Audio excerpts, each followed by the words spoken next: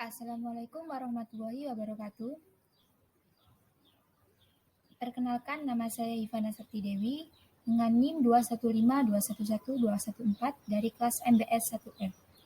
Pada video kali ini saya akan membahas sedikit tentang kebijakan fiskal. Alasan pembuatan video ini yaitu untuk memenuhi tugas ujian akhir semester mata kuliah dasar-dasar ekonomi Islam dengan dosen pengampun Bapak Nur Hidayah Al-Amin. Mari kita membahas sedikit tentang kebijakan fiskal. Yang pertama yaitu membahas tentang pengertian kebijakan fiskal. Dari segi definisi, kebijakan fiskal adalah suatu strategi atau kebijakan yang diterapkan oleh pemerintah demi menjaga pemasukan dan pengeluaran keuangan negara. Lebih lengkapnya, kebijakan fiskal adalah kebijakan yang berasal dari pemerintah yang memengaruhi perekonomian melalui perubahan pengeluaran dan penerimaan pemerintah. Pemasukan yang diatur utamanya melalui pajak, dan pengeluaran yang yakni berupa anggaran yang dikeluarkan untuk menunjang program pemerintah. Kebijakan fiskal berkaitan erat dengan kebijakan untuk meraih tujuan ekonomi tertentu melalui instrumen perpajakan, penerimaan, utang piutang, dan belanja pemerintah. Di Indonesia, kebijakan fiskal ada pada kewenangan Badan Kebijakan Fiskal atau BKF, Kementerian Keuangan Republik Indonesia. Pembahasan selanjutnya yaitu tentang tujuan kebijakan fiskal. Tujuan utama dikeluarkannya kebijakan fiskal adalah untuk menentukan arah, tujuan, sasaran, dan prioritas pembangunan nasional serta pertumbuhan perekonomian bangsa. Bukan hanya tujuan utama saja, akan tetapi ada beberapa tujuan lainnya seperti meningkatkan potensi sumber daya manusia dan menurunkan angka penganggurannya. Salah satu masalah terbesar dalam perekonomian kita adalah tingginya jumlah pengangguran pada usia produktif. Kebijakan fiskal dapat menangani masalah tersebut melalui program peningkatan kualitas sumber daya manusia masyarakat. Dengan meningkatkan sumber daya manusia masyarakat, diharapkan tenaga kerja usia produktif memiliki keahlian dan kompetensi yang memadai serta mampu bersaing di dunia kerja baik nasional maupun internasional. Hal ini secara tidak langsung mampu menaikkan taraf ekonomi negara. Lalu tujuan yang kedua yaitu menjaga stabilitas harga. Kita dapat melihat berita tentang kenaikan harga komoditas, mulai dari yang esensial seperti harga bahan bakar, sampai hal-hal terdekat kita seperti harga bahan masakan. Naik turunnya harga tersebut bisa terjadi melalui berbagai faktor, mulai dari tingkat permintaan pasar, sampai cara-cara yang tidak dibenarkan seperti penimbunan stok sehingga menyebabkan kelangkaan.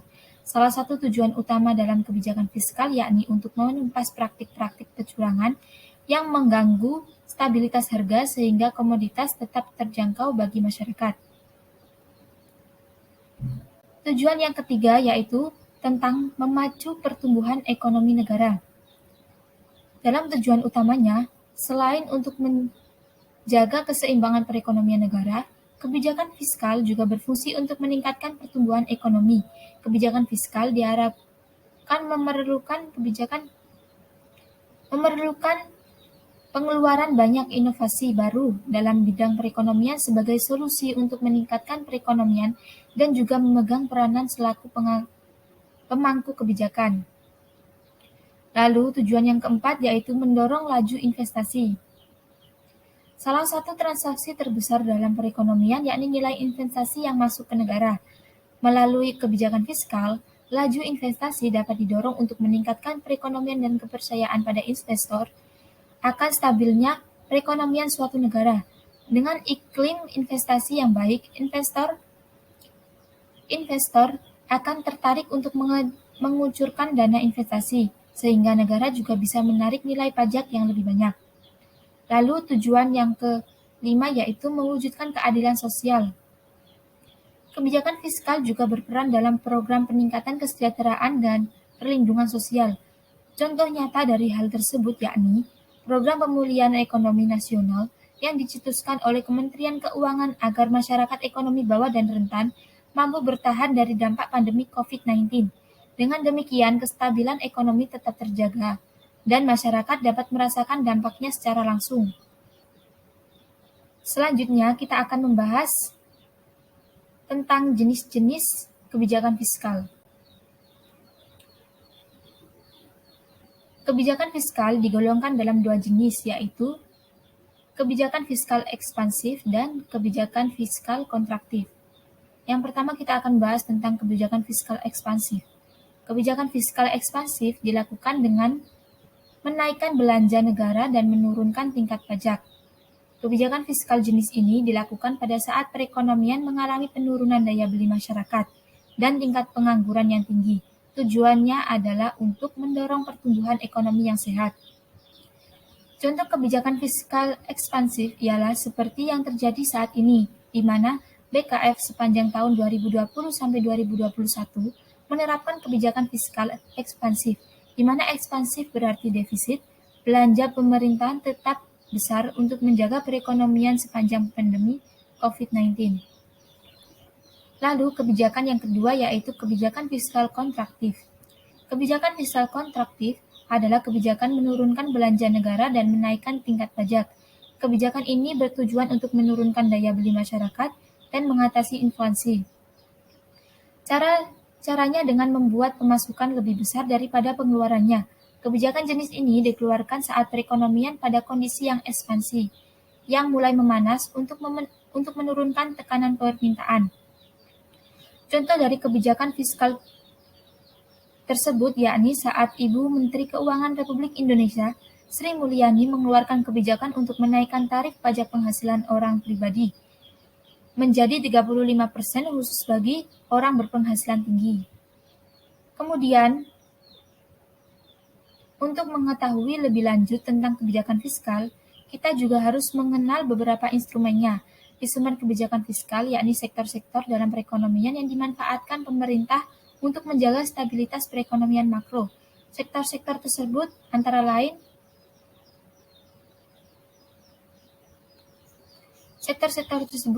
lain yaitu pajak.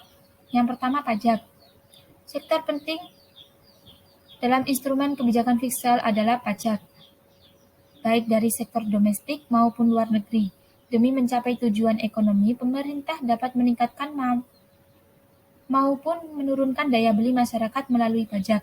Contohnya, jika pajak diturunkan, jumlah output barang dan jasa akan semakin meningkat sehingga meningkatkan daya beli masyarakat.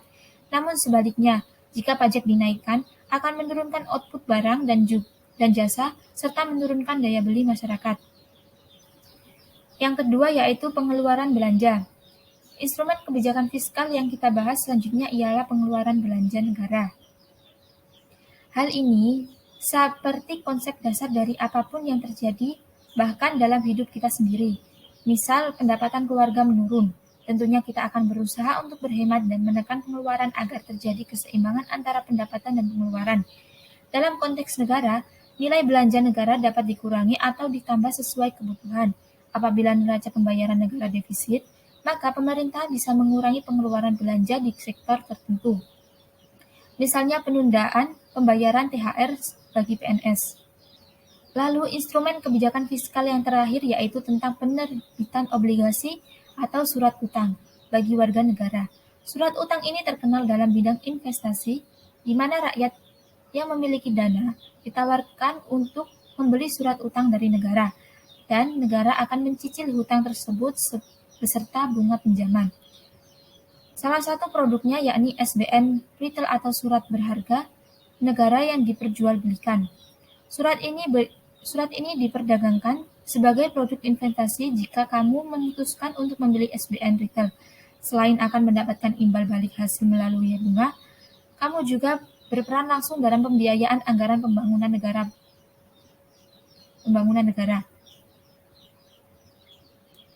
Nah, demikian adalah penjelasan mengenai kebijakan fiskal. Terima kasih karena sudah menonton video ini. Apabila ada salah kata dan kekurangan dalam penyampaian saya mohon maaf sebesar-besarnya dan saya ucapkan terima kasih. Assalamualaikum warahmatullahi wabarakatuh. Demikian